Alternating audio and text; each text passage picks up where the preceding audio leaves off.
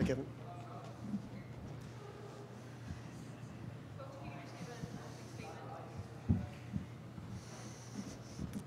Once again, pretty proud of our guys under very difficult circumstances. Last Wednesday and Tuesday and Thursday, as we prepared to come to Joe Louis, I was excited about the opportunity to play 2 games. And most of the day today, I was wishing we didn't have to turn around and play. I really felt for our guys. Obviously, a lot of credit goes to Miami for regrouping after last night's game and getting the win today. But I think it's a lot to ask young people to turn around. I think we left here at 11:30 last night, and we got back here at 1:30 this afternoon. So very proud of our guys in the last little bit. But again, this wasn't I know it was labeled as a Cinderella run, but this is something that started 2 years ago.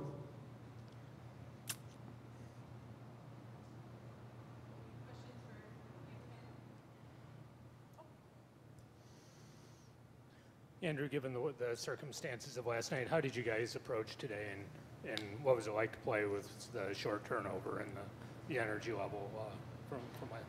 You know what, obviously it was a little bit different game for us just because I guess physically there wasn't a lot on the line. It was more so just pride and whatnot, but for the most part I thought we battled hard, and you know what, I mean everyone's tired, and I know Miami is too, and I thought we just kept going. We didn't give up in the third period. We kept with it and stayed strong, and obviously the short turnaround is a little bit different than we're used to. This is our first 3:30 game this season, so we weren't used to that, but I mean that wasn't an issue by any means, but you know what, it was different, but it was just another challenge for us. What do you as players take out of this season for next year? Well, I think looking forward, I said it last night, we're not really losing too many players, and I think with the core returning, we can only get better, and I think this summer is obviously going to be important for us to take another step forward, but I think we proved to ourselves that we can play with pretty well every team in this league right now, so just having built that confidence this season, I think is really huge moving forward.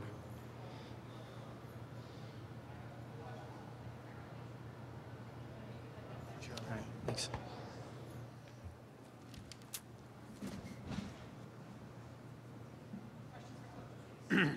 Chris, the same question for you. What do you want your guys to take out of the second half in the playoff run? I want them to take expectations. Not saying necessarily that they expect to finish to end up at Joe Louis, but they expect to come to the rink every day with a mindset to get better, and then we go into every game with the expectations that we're going to win. And we've got people in place that are willing to do what they need to do to make that happen. And that's the mindset we took most of the second half, and we're going to continue with that as we continue to build this program back to getting it back to where we all feel it belongs.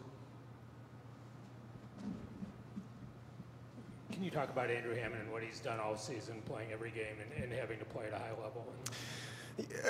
Like I said last night, or maybe last week, I'm sorry, Andrew's year has been kind of like our team's year. I don't know, I know he did it in junior, but he didn't do it in college in terms of being the guy. I'm not necessarily sure that's what I want it to be, but that was our circumstance, and I thought Andrew did great. His game got better as the year went on. It was never bad. But as we try to take this program from okay to good, he's going from good to great, and that's something that's a lifestyle. That's not easy. That's a mouthful, and he's wrapping his arms around that, and we're very proud of him for it. You know, I think we all saw this weekend in the last 3 weeks, Andrew's capable of being an all-league type goaltender, and that's going to be the expectation for him individually coming into next year.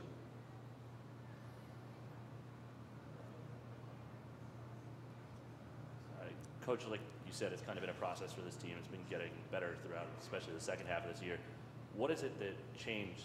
What is it that made the team turn the corner? Is it mental chemistry? I think it's got to be more mental, just because I think when you have that many young people in the lineup and in key situations, they just don't know how to react and respond to it. I mean, we saw it last night.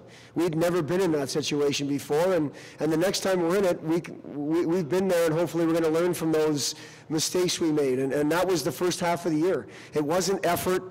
I think there was a true chemistry amongst our guys.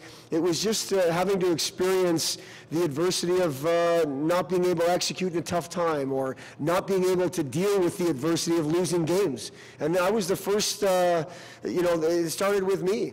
You know, 3/4 of the way through the first half, we talk about process and we talk about details, and we let the results take care of themselves, and I got too caught up in the results. And all of a sudden, the rink became not a nice place to be, and that's unacceptable on my part, and we're not going to let that happen ever again. So I think it's just been a process for us this year of going through experiences with a group of guys that we'd never gone through it before, whether it was individual experiences or collective experiences. I think we're a stronger bunch because of it. And I told our guys that, this is going to pay off.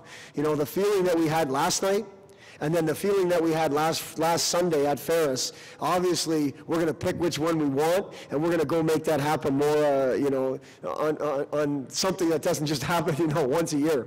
So it's, I think we just had to live through it, and that's, we all know through adversity, people are created, or champions are created, or whatever you want to call it. We went through our share of adversity the first half, in winning and losing, and we're going to take those lessons and move forward. And I think that was the main difference. It was we came back with a mindset that first half was unacceptable, and we're going to do something about it.